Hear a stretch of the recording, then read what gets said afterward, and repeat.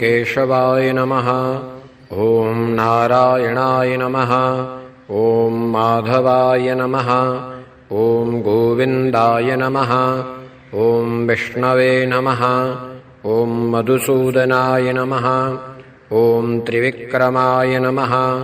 ॐ वामनाय नमः। ॐ श्रीधराय नमः। ॐ ऋषिकेशाय नमः। ॐ पद्मनाभाय नमः।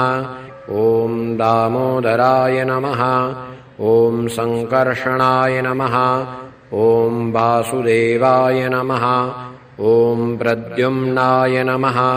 ॐ अनिरुद्धाय नमः। ॐ पुरुषोत्तमाय नमः। ॐ अधोक्षजाय नमः। ॐ नारसिंहाय नमः। ॐ अच्युताय नमः। ॐ जनार्दनाय नमः।